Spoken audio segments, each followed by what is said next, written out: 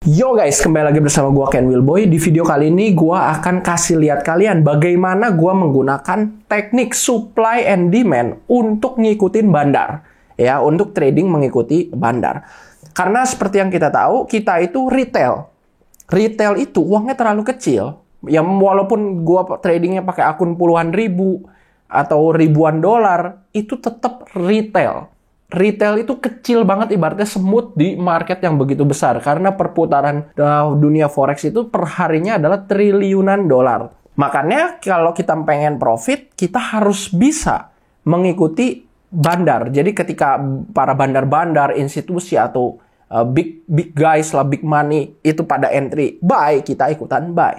Ketika big guys atau para bandar-bandar itu entry sell, kita ikutan sell. Karena apa? Karena ya, kita nggak bisa gerakin market, tapi para institusi lah yang bisa gerakin market. Nah, bagaimana cara kita tahu di mana harga atau di mana area, sekitar area di mana para bandar atau para institusi, para big guys itu melakukan open posisi buy atau open posisi sell, pembelian atau penjualan. Oke, tonton video ini sampai akhir, jangan di skip sih. Oke, langsung kita lihat. Ini salah satu akun gua yang cukup gua banggakan. Lihat, ini portofolio. Dari modal $100, total profitnya di bawah kanan, lihat 69.500 dari $100 loh. Wow. Akunnya usianya ini kurang lebih 1 tahun. Lihat, ini history 1 tahun terakhir, 365 days. Dan inilah yang terjadi. Di atas kiri bisa lihat total saldonya 69.600, total profitnya di bawah kanan 69.500. Artinya selisihnya alias modalnya hanya $100. Kalian bisa lihat loss-nya tetap ada, tapi profitnya lebih banyak dibanding loss-nya. Ini portofolio. Jadi gua mau ngasih tahu bahwa teknik supply and demand ini yang salah satu yang sering gua gunakan, itu sangat membantu untuk gua bisa menentukan di mana harga yang bagus untuk open posisi buy ataupun sell. Oke, jadi langsung ya kita mulai. Jadi market itu kan ada tiga arah. Kita semua tahu ada arah naik, turun, atau sideways. Nih kita gambarin sebentar. Jadi ada arah naik, ada arah turun, ataupun sebentar, ataupun arah sideways. Ya, jadi gerak-gerak di sekitaran sini aja terus. Nah, ya sorry kalau nggak terlalu bagus ya ini, coret ataupun sideways. Nah, kita tahu ketika kita trading itu kita harus menghindari yang namanya market sedang sideways, karena sideways ini kurang bisa dibaca arah pergerakannya. Sedangkan kita itu lebih baik trading ketika market sedang trending, antara trending naik ataupun trending turun, seperti ini. Tapi kita juga tahu, walaupun misalnya naik, nggak mungkin naiknya semulus tisu kayak gini, mulus banget. Ini ya udah kayak gini, mulus banget ya. Ataupun turunnya mulus banget kayak gini, mulus. Itu tidak mungkin.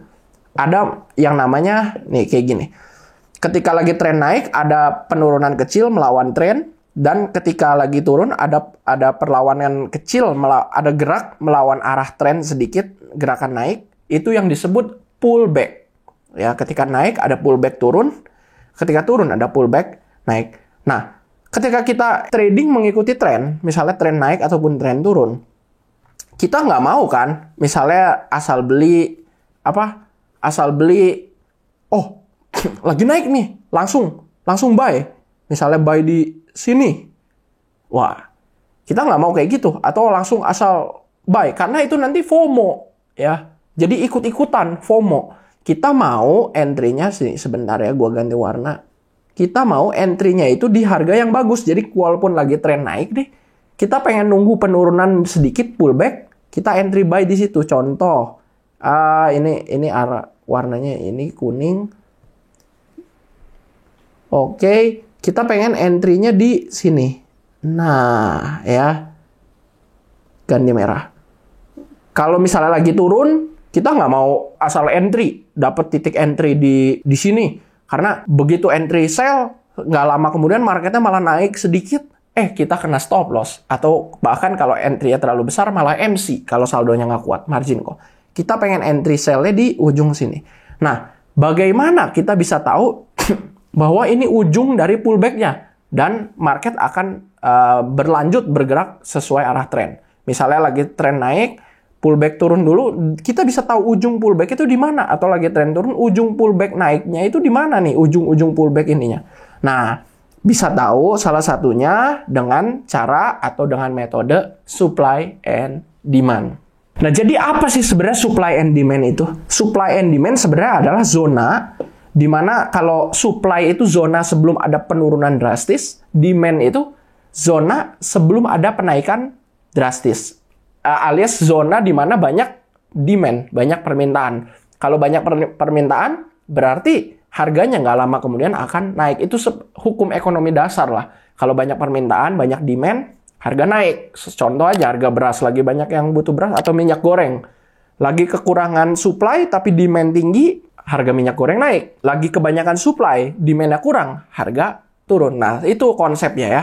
Jadi supply itu adalah yang di atas, kita tulis dulu ya di sini. Biar nggak bingung. Ini adalah zona supply atau area supply. Supply zone ya, kalau bahasa Inggrisnya trader-trader luar suka ngomong, ini adalah demand zone yang di bawah. Nah, terus mengapa pakai supply and demand? Tadi kan gue udah bilang, kita pakai supply and demand supaya kita bisa ngekor para bandar, ngikutin para bandar. Jadi kita bukannya melawan para institusi, para big guys, big money, bandar-bandar itu, tapi kita mau ngikutin supaya ikutan profit. Karena bandar lah yang bisa menggerakkan harga market. Kita itu cuman kecil lah, kita kayak semut di dalam market yang begitu besar, ibaratnya area kebun binatang kandang gajah gitu loh, di kebun binatang kandang gajah, di kebun binatang lah, kita hanya semut. Nah itu, makanya kita harus ngikutin para gajah, karena gajah saking beratnya, saking besarnya, dia bisa ibaratnya bisa menggerakkan tanah gitu lah, konsepnya prinsipnya gitu ya. Oke, langsung kita mulai. Nah, bagaimana sekarang cara menemukan area atau zona supply and demand-nya? Gimana caranya? Oke, cara kita mencari area supply and demand-nya. Ingat ya, kalau zona di atas, zona atau area di atas adalah zona supply. Kalau zona atau area di bawah adalah zona demand zone. Nah, cara mencari zone supply atau demand itu sebenarnya ada 3 cara. Yang pertama itu mencari candle sebelum ada agresif buyer atau agresif seller. Apa sih maksudnya? Jadi kita sebenarnya mencari candle yang warnanya lain. Contoh, sebelum ada penurunan atau penaikan drastis. Contoh nih, ini di sini salah satu contoh. Gua hapus dulu ya. Ini gua hapus dulu ya. Supply and demand zone-nya. Gua gambar ulang. Kita bisa lihat. Kita cari candle yang warnanya beda sebelum ada penaikan atau penurunan drastis. Di sini kan ada penaikan drastis alias banyak buyer, banyak pembeli. Kita cari candle yang warna merah sebelum ada penaikan drastis. Sebelum candle hijau drastis, berarti kita cari yang merah. Nah, kita bisa lihat ada candle merah di sini. Nah, kita tarik dari ujung atas candle sampai ujung bawah candle, kemudian tarik ke kanan. Nah, ini bisa disebut juga dengan demand zone. Ya. Supply zone-nya di mana? Kita bisa lihat lagi di atas sebelum ada penurunan nih, penurunannya cukup drastis, candle merahnya kan cukup tebal.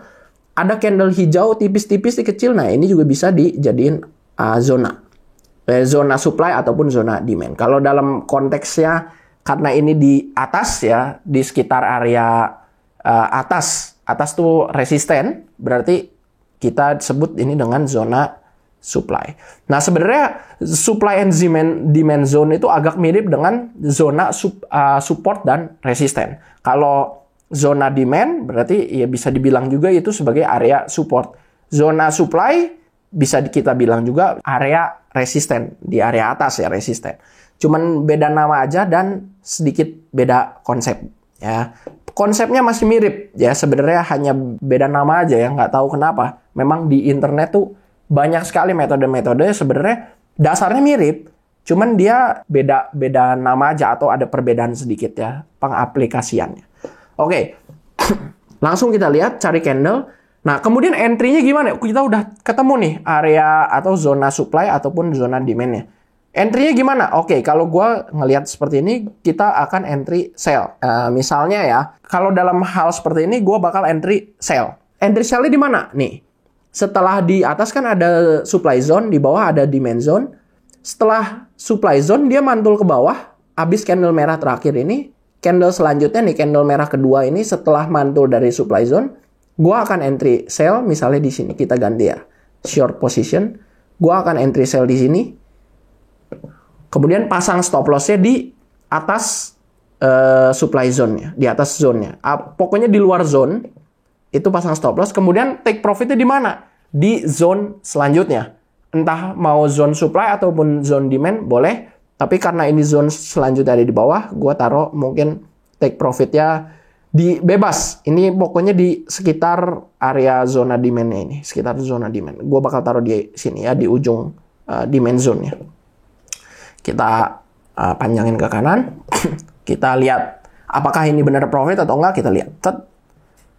Oke, udah hit TP ya di sini. Kena take profit kita. Dan risk to reward rasionya ini bagus banget. Lihat. 4,4. Berarti rasio dari titik entry, jarak dari titik entry ke take profit dibandingkan dengan jarak dari titik entry ke stop loss adalah 1:4 atau 4 kali lipat. Take profitnya 4 kali lipat lebih besar daripada stop loss-nya. Itu bagus banget. Karena apa? Walaupun kalian misalnya akurasinya 50%, jadi dari 10 kali trade, 5 kali trade kalah, 5 kali trade menang, tapi tetap overall masih profit karena risk to reward rasionya 1:4,4. Oke, ini yang contoh pertama ya. Jadi ini adalah cara menemukan zona supply and demand yang pertama. Ya, cari candle sebelum aggressive buy atau aggressive sell. Kemudian cara yang kedua gimana? Kalian bisa juga, ini ya gua delete dulu. Kalian bisa juga mencari zona dengan menandakan seluruh area konsolidasi atau seluruh area sideways sebelum terjadinya penurunan atau penaikan drastis. Jadi seluruh area sideways itu dijadiin zona. Contoh seperti ini. Di sini kan kalau tadi gue cuma ngambil satu candle ya. Di sini candle yang hijau ini doang kan gue ambil. Boleh aja. Jadi pakai seluruh candle dari satu area ini semua. Ya, satu area segini nih gue buletin. Sebentar, ini gue buletin, ganti warna dulu jadi kuning. Nah, boleh aja seluruh area ini karena di sini ada sideways dijadiin zona. Mau entah itu zona supply ataupun zona demand, itu boleh aja. Contoh lagi di sini boleh nih satu area konsolidasi atau area sideways di sini pakai semua untuk zona demand. Nah, itu boleh juga. Nah, cara ketiga gimana? Memanfaatkan ekor candle-nya. Ya, jadi ini gue silang dulu, gue delete. Jadi ekor-ekor di ujung-ujung atas sebelum, sama prinsip ya, sebelum ada penaikan atau penurunan drastis, manfaatinlah ekor candle sebelumnya. Nah, contoh di sini ada penurunan drastis tuh candle merahnya tebal. Kita pakai ekor candle sebelumnya nih, candle yang hijau ini, ekornya doang dipakai. Ini boleh juga. Atau di bawah sini sebelum ada penaikan drastis, kita pakai ekor candle yang merah ini, ekornya boleh aja ini juga. Cuman kalau kayak gini zonanya jadi kecil, jadi tipis sekali, jadi tipis banget. Mungkin kalau seperti ini lebih cocok untuk dipakai di ngambil zona demand dari sini. Ini juga boleh nih. Nih lihat di sini kan ada ekor-ekor. Di sini sempat terjadi penaikan yang cukup drastis. Lihat candle hijaunya tambah lama tambah tebal terus. Ini ada ekor-ekor candle sebelum penaikan drastis. Nah, kita bisa pakai di sekitar sini buat dijadiin supply and demand zone. Ya, antara zona supply atau zona demand-nya. Nah, itu cara ketiga yang memanfaatkan ekornya. Jadi udah tahu ya, sekarang 3 cara untuk mencari supply zone ataupun demand zone. Oke, contoh selanjutnya nih gua kasih lihat. Nah, seperti ini ya. Gimana kita bisa memanfaatkan supply and demand ini untuk open posisi dan mendapatkan profit. Nah, kita bisa lihat, gua di sini udah menandakan area supply dan demand-nya atau zona supply dan demand-nya, supply and demand zone-nya. Ini ada di atas, nih di sini Kita bisa lihat, gua ini memanfaatkan yang tadi, ya, seluruh area sideways dijadiin zone supply and demand. Di sini juga seluruh area sideways dijadiin zone supply ataupun demand. Ini di bawah kiri di sini. Nah, kalau konteks seperti ini, gue bakal entry gimana nih? Gue bakal entry sell setelah candle merah ini memantul di zonanya. By the way, ini zonanya menarik. Karena apa? Ini demand zone menjadi supply zone.